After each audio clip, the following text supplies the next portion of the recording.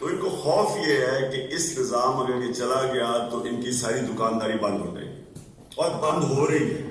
یعنی جس طرح پبلک نکل رہی ہے اور پنجاب کے اندر جدھر انہوں نے تقریباً یہ جو الیکشن میں انہوں نے دکھایا تقریباً 1 کروڑ کوئی 20-30 لاکھ ووٹ صرف پنجاب سے لی ہے.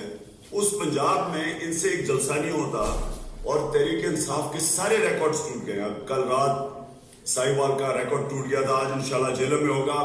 جدھر جدھر جلسہ ہوا ریکارڈ ٹوٹ گیا، اور وہ دھرنے کی وجہ سے لوگوں کو ایسا سیاسی شعور آیا ہے پاکستان میں. قوم ایسی جاگی ہے کہ میں بھی نہیں سوچ سکتا تھا کہ اس طرح ایک دن پاکستان ہوگا کہ لوگ بچے کو ایشوز کی سمجھ ہے. اور گو نواز گو ایک سمبل بن گیا ہے اس پرانے نظام کا. ایکچولی گو نظام گو کا مطلب گو نواز کو نہیں، گو نظام کو. اور نظام، اس نظام کو زرداری اور نواز شریف بچا کے بیٹھے ہوئے ہیں. اور اس نظام، یہ جو نظام ہے اس کے یہ کیسے حکومت کرتے ہیں، ان کا بڑا سمپل طریقہ ہے. جس کو خرید سکتے ہیں وہ خرید لیتے ہیں. یعنی جس کو خطرہ ہوتا ہے یادوں سے خریدتے ہیں. اور خریدتے کیسے ہیں کہ عوام کے پیسے سے کسی کو پلاٹس دے دیے، کسی کو لائسنسز دے دیے، پروجیکٹس دے دیے، تو ان کو خرید لیتے ہیں، ان کی قیمت لگا دیتے ہیں. اور یہ نواز شریف نے سب سے بڑا ظلم کیا پاکستان میں کہ اس نے پالیٹکس کو ایک بزنس وینچر بنا دیا کہ پہلے پیسہ خرچ کیا الیکشن میں، اس کے بعد اقتدار میں آ کے یہ بڑے بڑے پروجیکٹس بنائے، ان میں سے بڑی کک بیکس نکالی. میں میٹرو کا آپ حیران ہو گئے کہ جو میٹرو لاہور میں بنی تھی یہ $11 ملین پر کلومیٹر تھی. اور یہ جو اسلام آباد میں بن رہی ہے یہ $20 ملین پر کلومیٹر ہے. یہی میٹرو احمد آباد ہندوستان میں $3 ملین پر کلومیٹر ہے، اور ترکی میں $4.5 ملین پر کلومیٹر ہے. تو یہ پہلے انفلیٹ کرتے ہیں اور یہ بھی کولے کے پاور پلانٹس بنانے جا رہے ہیں جس میں اربوں بنانے لگے ہیں. وہ ان کی قیمت بڑھا دیتے ہیں اور اس میں سے پہلے کک بیک میں اپنا سارا پیسہ نکال لیتے ہیں بینک سے لون لے کے، تو وہ سارا ان کو مفت اربوں کا پروجیکٹ بن جاتا ہے. تو ان سب نے یہ مل کے یہ کیا ہوا ہے. اور ان کو ڈر یہ ہے، اور نواز کا طریقہ یہ ہے کہ یہ ایسے پروجیکٹس بنائیں، اس میں سے پیسہ بنائیں، یہ پیسہ الیکشن میں لگائیں. الیکشن میں کیسے لگائیں؟ الیکشن کمیشن کے لوگوں کو خرید لیں، ججز کو خرید لیں، نیچے آفیشل سارے اپنے رکھے بڑے بڑے، جو بھی ایک الیکشن کمیشن کا آفیسر، ہمیں پتہ ہے انہوں نے BMW دی اور اس کو 2 پلاٹس دیے. تو اس طرح یہ اس سسٹم کو انہوں نے قابو کیا ہوا. یعنی آپ ان کے پاس ابھی تک ایک لاہور میں ساری سیٹیں یہ جیتے ہیں سوائے ہماری ایک NA کی سیٹ کی. ابھی تک مینار پاکستان میں جلسہ نہیں کر سکے. ہم نے 3 کیے 2 سال میں، یہ نہیں کر سکتے کیونکہ پبلک ان کے ساتھ ہی نہیں ہے. اور اتنا خوف زدہ ہے آج کل نواز شریف کہ پبلک میں جاتا نہیں ہے، کیونکہ جب جاتا ہے اس کو گو نواز کو کے نعرے پڑتے ہیں. شہباز شریف کو پرسوں پڑے ہیں. ماروی میں نے بڑا ڈرامہ کیا، بنو کے لیے دھرنا لگایا. وہ جب IDPs جیل سے باہر نکلے انہوں نے جاتے ساتھ گو نواز کو کر دیا. تو اس وقت حالات ایسے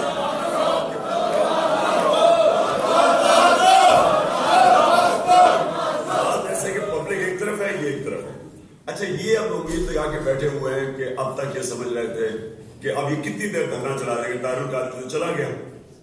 لیکن اللہ کا شکر یہ ہے کہ آج 94 دن ہو گئے ہمارے دھرنے کے، 94 دن. اور یہ دنیا کی تاریخ میں ریکارڈ ہے.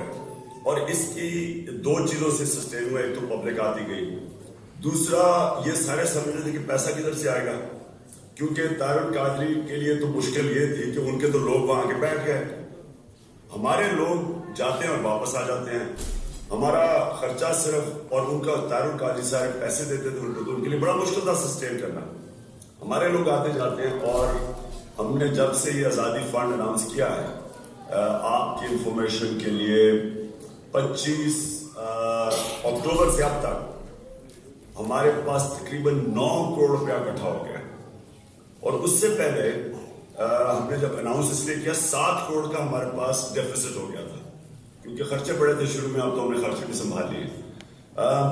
ہماری کوشش یہ ہے کہ آج جو آپ جمع ہوئے ہیں یہاں، یہ سارا پیسہ اکٹھا کر رہے ہیں.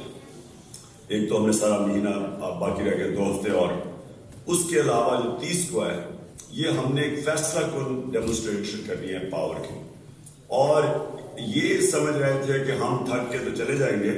ہم انشاءاللہ 30 کو ان کو دکھائیں گے کہ انشاءاللہ کرنے کامیابی تو اللہ دیتا ہے, لیکن اس سے بڑا عوام کا سمندر اسلام آباد میں نہیں آئے گا جو انشاءاللہ 30 کو آئے گا.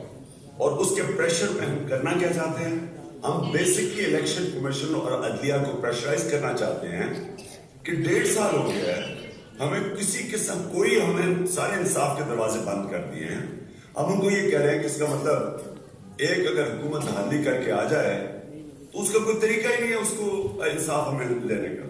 یعنی عدلیہ بھی کچھ نہیں کرتی, ان کے پاس جاؤ وہ کہتے ہیں الیکشن کمیشن کے پاس جاؤ, الیکشن کمیشن کے پاس جاتے ہیں وہ کیس شروع کرتے ہیں, جب وہ کھلنے لگتا ہے وہ جا کے اسٹے آرڈر عدلیہ سے لے لیتے ہیں. تو میرا جو ایاز صادق کا حق ہے 14 مہینے, اس کا جو ٹوٹل اسٹے آرڈر ہے وہ 14 مہینے, تو 14 مہینے اسٹے آرڈر لے لیا اور یہ پریشر عوام کا نہ ہو تو یہ 5 سال ہی ایسے گزار دیں گے. ان ادر ورڈز کہ اگر آپ پاکستان میں دھاندلی کر کے حکومت میں آ جائیں, کوئی پاکستان کا ادارہ نہیں جو آپ کو روک سکتا ہے, کیونکہ وہ سارے آپ کے ساتھ راستے میں, اور نواز شریف نے سب کو خریدا ہوا ہے, اس نے پیسہ چلایا ہوا ہے. تو ایک ہی طریقہ ہے اور وہ ہے عوام کا پریشر, اور اس کے پریشر کی وجہ سے آج ہم دیکھ رہے ہیں کہ آہستہ آہستہ حلقے کھلنے شروع ہوئے ہیں. اور انشاءاللہ مجھے یہ اگلے 2 ہفتے میں لگ رہا ہے کہ 4 میں سے 2 حلقوں کا تو کچھ نہ کچھ ہونے والا ہے جس میں میرا ایک ہے, اور ایک دم یہ 2 کھل گئے تو یہ سارا الیکشن ڈسکریڈٹ ہونے والا ہے, جس کی وجہ سے یہ ڈرے ہوئے. ساتھ ساتھ ہم نے ان کو بھی گورنمنٹ کو بھی ایک پروپوزل دی ہوئی ہے. وہ پہلے مان کے پیچھے ہٹ گئے, ایک چیز پہ بات بسی تھی, وہ کہتے تھے کہ استعفیٰ نہیں دے گا نواز. ہم نے اب کہہ کے چلے آپ استعفیٰ نہ دیں, لیکن ہم بھی دھرنا نہیں ختم کریں گے, کیونکہ اگر ہم دھرنا ختم کرتے ہیں تو اس کے بس پریشر اتر جاتا ہے. تو اس لیے ہم دھرنا بھی رکھیں گے, آپ چلیں جب تک انویسٹیگیشن ہو رہی ہے, آپ استعفیٰ بھی نہ دیں, لیکن انویسٹیگیشن ہوگی. اور اب اس پریشر کے اندر یہ انویسٹیگیشن کی طرف آئیں گے. مجھے میسیجز آ رہی ہیں کہ ابھی آنے والے ہیں, کیونکہ کل ہمارا جو جلسہ دیکھے اور ان کو پتہ ہے کہ بڑھتی جا رہی ہے موومنٹ, یہ سمجھ رہے تھے ہم تھک جائیں گے اور کم ہو جائیں گے, اور بڑھ رہی ہے. تو آخر میں یہ ایک بڑا پاکستان کی تاریخ میں ایک ایسا وقت ہے جو کہ فرینچ ریولوشن سے پہلے کہتے تھے it was the best of times and it is the worst of times. worst of times یہ ہے کہ اتنے برے حالات, گورننس,